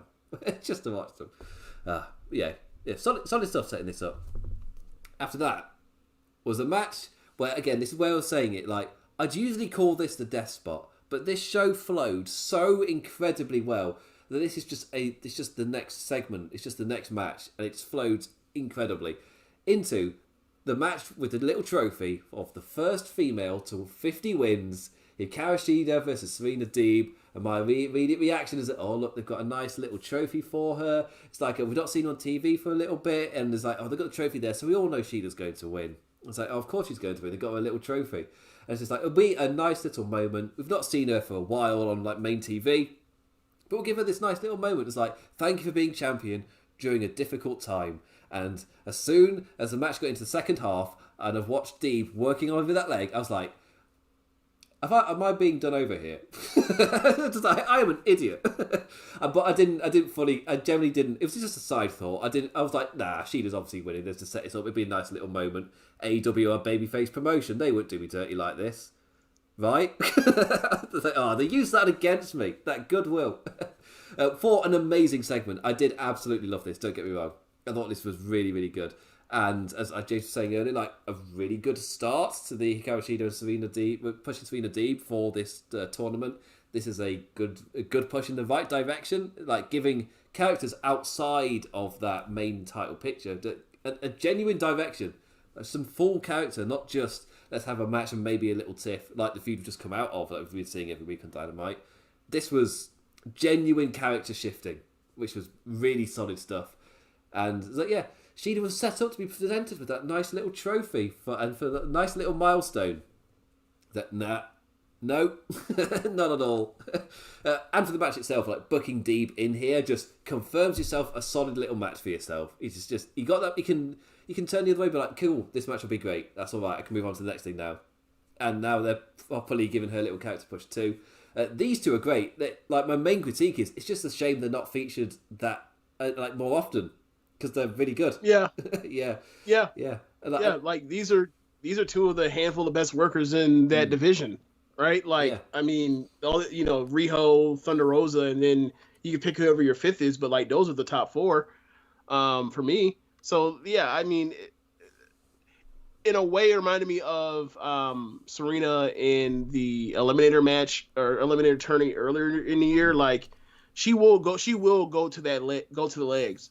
And earlier in the year, it was more of a she's a baby face, but when she gets desperate, she will go to working over the leg. So now she's more or less turning heel.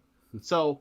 Like I thought it was like, all right, like this. I don't know if this is paying off that, or if this is more of a or if this is more her working incorporating that into what she wants to be in the future with her being a baddie. And I thought I really enjoyed the match, and in retrospect, I kind of feel like a goof for not looking at that award, that glass award, not thinking like it looks kind of like poorly produced. Like, of course, like this isn't a real thing that they're going to award to Shida, like, is going to be used as a prop to go across her forehead. Yeah. I should have thought of that. I didn't recognize it. But like once she hit her and it came apart, you're like, oh yeah, damn James, you missed that one. You really missed that one. That thing was not put together and looked prestigious and really cute or well presented. It just looked like a thing you can go buy from a trophy place like on short notice. Yeah, just trophies are us. Trophies are us. Just there's like customtrophies.com. Yeah, it's like we've got this, but it's just like a little shape type of thing. There's like nothing to it. Or do you want this generic one of a man kicking a ball? Which could be any trophy. But I think the fact that proof it worked so damn well is I don't think I've seen somebody who didn't feel like after they watched it went, oh, I'm such an idiot. That means they've written it well enough that he didn't see it coming. And then when it happened, it's like, oh yeah, this is wrestling, isn't it? It's just like I want to give a shout out to Floyd from All Things Elite. Like he said that like he was rooting for Serena, and I was like, why? And he's like, well, they brought the trophy out for like if she just wins, it's boring. And I was like, I disagree. Like I'd be good with either one. Like I really like Shida. I think that she is. The crowd really respects her for what she did. Like her and Moxley for being these top singles champions that had to carry as these baby faces without a crowd. So, like once this all happened to her, like it was like, oh, she's gonna have to go. She like this gives her something to do now. Like this person like stepped over the line. Like she has to go. She has to whoop her ass for this. So like it gave a reason for Shida to be back on TV in a direction, and I really appreciate it because like it was weird to not see her on TV for months. Mm-hmm. It was. Yeah. After what she did on TV for the company, like she was one of the very best women wrestlers in North American professional television last year, professional wrestling television last week, and to see her is like gone for months is like, what happened? Did she get kidnapped? Do we need to send out like commercials and talk to like the news, the local news about where she's been missing from? What happened? So I'm glad she's back. Yeah, it has something to do. Did Tony not like her haircut? What is this? She's not letting her back on, it's going her back out again? What is this? What's going on? Like, she was on Dark, but she just wasn't on Dynamite, or this wasn't on TV. And, like, obviously, I'm not somebody who watches Dark. I've not got time for that. And just, like, it's as much as I would like to, I just don't have the time. So it's just weird. If you're not featured on the main shows, I'm not really going to get behind these characters. Shida wasn't there. Right. Which was a shame, especially after in such a dark period to then and she carried so long through that as they built up Baker, and to just disappear was weird. It was just a little bit strange, but yeah, at least we're seeing her back here. Did the whole nice little trophy so it could be smashed over her head to turn Serena heel. But they got me with it. It worked. I have to give them praise for that. It worked for me too. Like I would have, if she had just won, I've been happy for her. Just for like, all right, this is like another thing. Like obviously they gave her that first edition of the title, but like it's also another thing that's like, yeah, you haven't like done right, but you haven't been on TV or whatever else, and like you know, and so whatever else, like it'd been a nice little attaboy or whatever, like a gold watch type of gesture to add on to it, and then like start from there as like a building back towards the title. But like this is like more interesting, so I got to give Floyd the credit for like saying it's more interesting. I disagree about it being boring, but this is definitely more interesting, and like either way would have made sense, and so they're off to a nice path. You know, during that talk, a lot of people suggested, the TBS tournament is where they meet up, and like that'd be a nice match to like them meet up somewhere in like the second round or something like that, and you have that history of her crossing her, and just adds to it. It 100% does, 100%. And it can either, again, it's talking about two great paths. Either Shida gets her revenge on that, or you build up, make a heel D for like later down the road. So yeah. Multiple options. And also, we don't know how big the tournament's going to be. We don't know how long it's going to take to get there. We don't know how they're going to nationally split it again. I mean, we're still in a bit of a pandemic with one of those countries on a little bit of a lockdown. So maybe it's not like the wisest idea. But yeah, there's multiple ways you can go about it, which is always entertaining to kind of think about and fantasy book. Anyway, after that was our follow-up to the Darby Allin match earlier, where Darby Allin was issued a challenge by MJF, and he was told that by Marvez. A limo pulls up and Darby immediately gets ready to fight, which in wrestling style means take off your clothes. Darby Allin starts to strip ready for a fight, but it's a bunch of masked lads set for an assault, and just throwing him against the garage door and the barricades, a pile of barricades, an F10 which looks brutal onto the pile of barricades, and that's when the thing starts to click. It's like, yeah, this is the pinnacle, isn't it? But if they wear the masks, then they've got plausible deniability. Or not plausible, just deniability. They got deniability. So you can't prove it was us. Well, I knew it was pinnacle the second that like Sean Spears like shows up and hits him with a chair, and you can tell it's Sean Spears, and then like you see like you can look at like the footwear and the jeans that FTR was wearing. You're like, oh, that's FTR, and then you see like this gigantic dude, and you're like, oh my god, like that's clearly Wardlow. The F5 was like, okay, you can't even pretend it's someone else by that point in time for me. But yeah, I enjoyed I guess for lack of a better phrase, the Horseman style beatdown that was put on Darby. Oh yeah, it was so damn good, and it's like the first. Because in the feud against Jericho, it mostly led to brawls afterwards with the two different groups, so we never got that full-on beatdown, and that's exactly what this was. It's just a full-on a complete destruction of Darby, and they set up a match to then do this beatdown and take the match away. And it's like MJF just like, I wanted, and I reckon we'll get this next week. It's like, I wanted the match this week, but maybe Darby's just not enough of a man, or something like that. Just showing his true fear of me, MJF. I'm amazing, aren't I?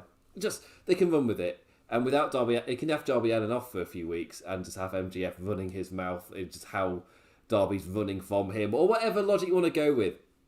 Build this match to full gear of these two like staples of the company going forward. It's like, yeah, solid stuff, really solid stuff, and you get to build the feud, and you get to build that MJF heat without him having to endlessly interact with Darby. Cough, cough. This is how you bloody do it, Vince. Just like scarily enough to build this massive match, you don't have to have those same two people interacting every single week right in front of you. No. And even if you do, different situations is often not the worst way to go. Instead of the same thing again.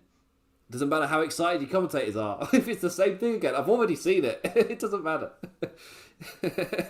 It's like the reviews for Far Cry 6, which are all basically saying, I mean, you've played the other ones, right? Yeah, it's the same again. So it's the same. Like, yeah, if you like the last one, you probably like this one. It's the same.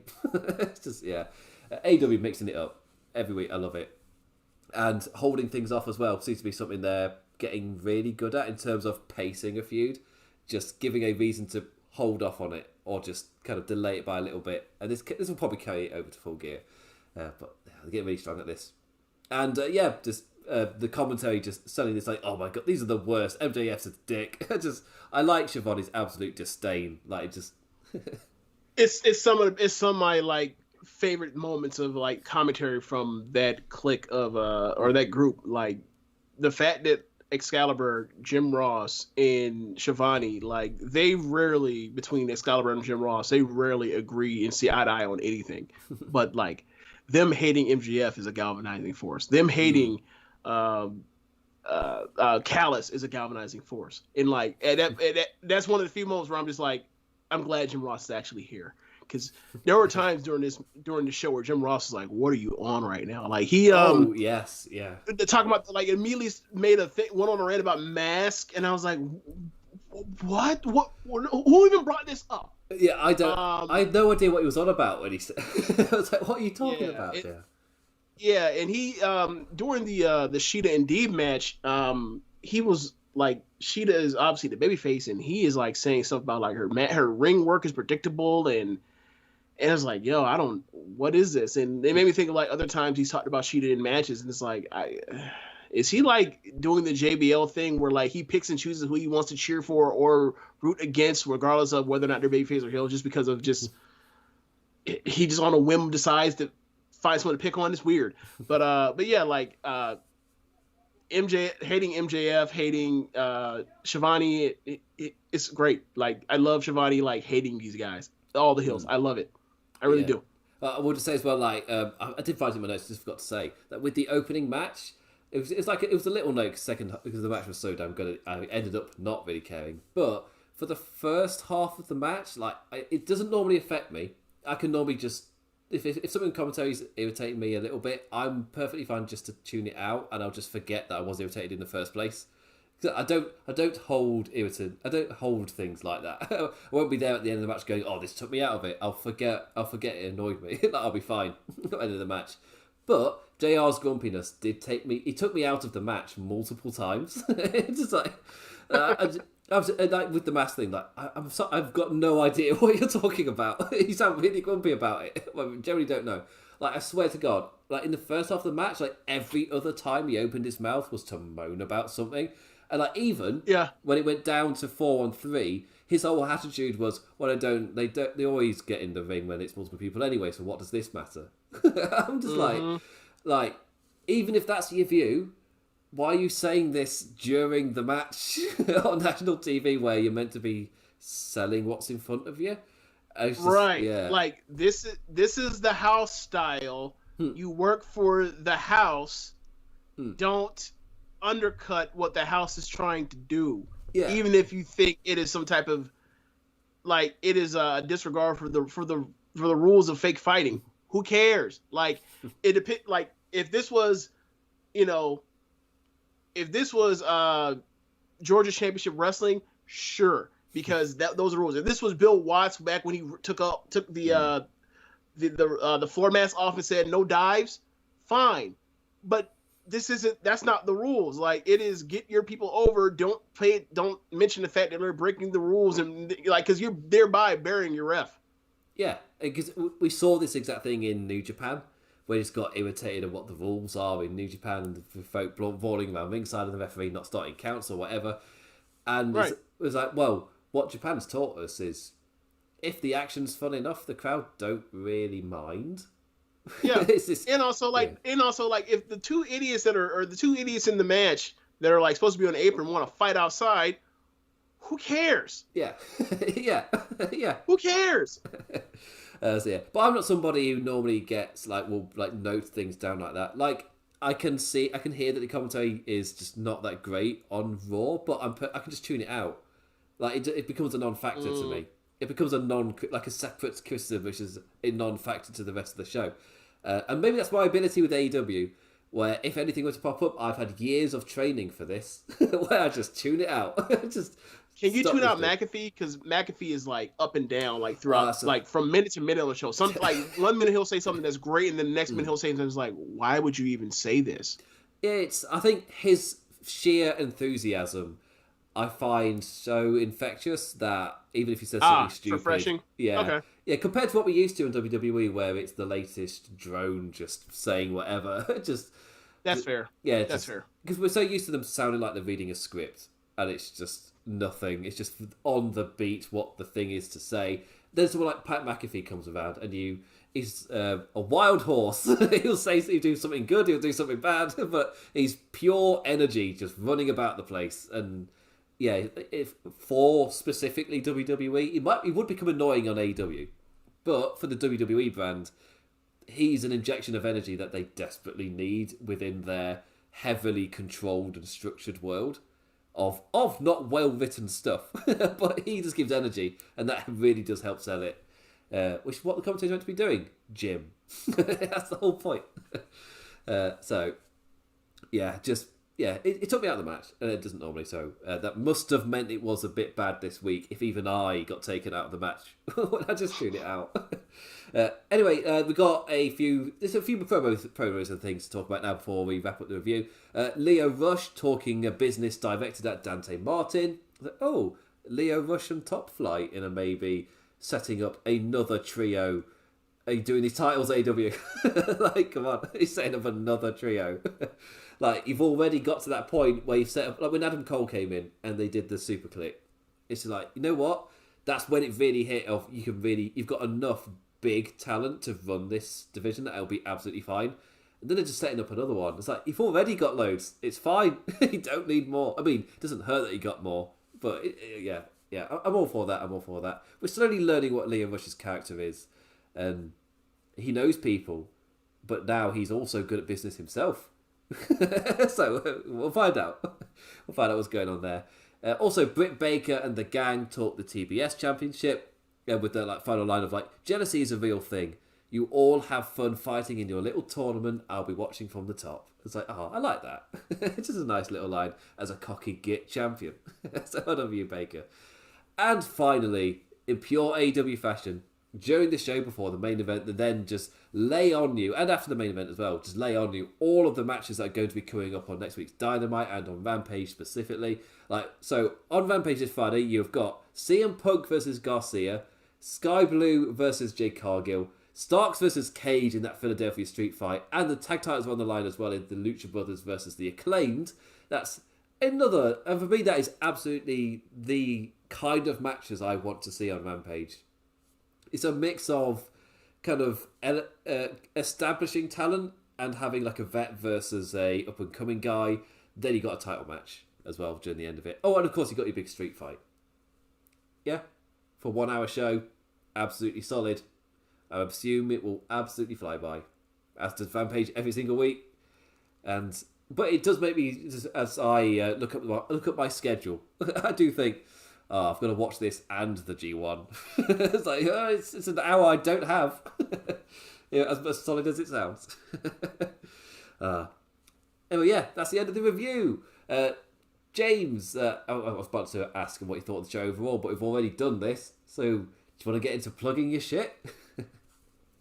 Yeah, you can find me on Twitter at JamesBoyd87, and you can also follow One Nation at One Nation Radio, my podcast I do with my friend Rich, and also co-contributor and co-conspirator with Imp for all things involving the vendor of Soul Suplex and I won't say Lords of Pain, but wrestling headlines. So, if you want to be in cahoots with us, get in cahoots with what the agenda that we're all conspiring to do. So, yes. But anyway, yeah, that's my stuff. I'm working on a Stardom preview write-up for Social Suplex for the pay-per-view that is on Saturday in Osaka Joe Hall, the place where Kenny Omega won the IWGP Heavyweight title from Kazuchika Okada in 2018. It's the first Joshi promotion to run a show there in 26 years. So this could be one of the 5 best shows of the year. So yeah, I'm writing it up. I'm getting it out today. So once I get done with this, I'll be pulling back up my phone and starting to scribble down some things. You don't scribble things down in a phone, but typing up some things. So that's what I'm on. Yeah, and as well, I'll be covering the G1 Climax with Jeremy Donovan of the Keeping It Strong Style podcast. That should be dropping probably Monday, if I'm honest. I was like, Sunday's like a nice little break because the G1, there's a match on Saturday. There's no matches on Sunday and Monday. And I was like, I'll be honest with myself, I'm not getting this out Sunday. So it'll be on entirely my end. So yeah, that'll be posted on Monday, which is the top 5 matches and top 3 MVPs as voted on by myself and Jeremy Donovan each week as well. We've done the first 2 weeks. They are up on the Wrestling Headlines website if you want to go and read them. And we're tallying like the MVP scores as well as like this, who is like the best performer throughout the tournament, as well as who's the top MVP of this said tournament. And yeah, so unsurprisingly, Tomohiro Ishii is in the top 3, as he is every single year. It's just, yep. Love those matches. A machine. Absolute machine of these G1 climaxes. As I was watching, it's like, he just got the best Tangaloa match I've ever seen out of him. Like, well done, Ishii. He's that good. He's that good. And also, you can follow me on Twitter at the Damn Implicat. That's Damn as in Damn. You can follow me on Twitch at the Implications with 2 S's. I started streaming last week. I say started streaming. I did 1 stream, and then immediately my life got so incredibly full that I'm like, I can't even watch the wrestling. Never mind. Never mind do this. So I'll get it. It's one of those like sod's law things. Like the day that I finally get the energy, it's like, I'm going to do this. I'm going to get back into this. I'm getting back onto all the other things. I can do this. And then obviously there's no free time. Just completely gone. It's like, I mean, I gave it a go. I get one day I'll find the time to sit down and do this. Anyway, also there's Wrestling Headlines. You can follow them on Twitter at Russell Headlines. That's Wrestle without an E. And also on Facebook at Wrestling Headlines. Then there's the website itself, WrestlingHeadlines.com.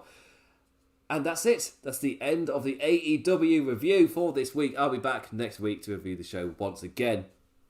And with that, I bid you adieu. What did you make of the show? Also, I forgot to say, everybody who's liked the video, engaged in it, or the podcast, and engaged with it in any form, in any manner, always appreciated, never taken for granted.